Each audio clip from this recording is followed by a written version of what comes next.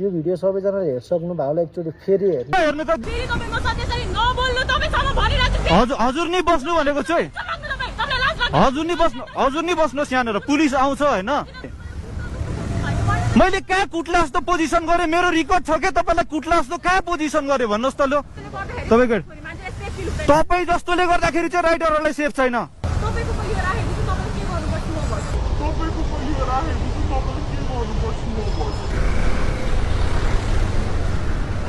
कत्रो खाल्दो त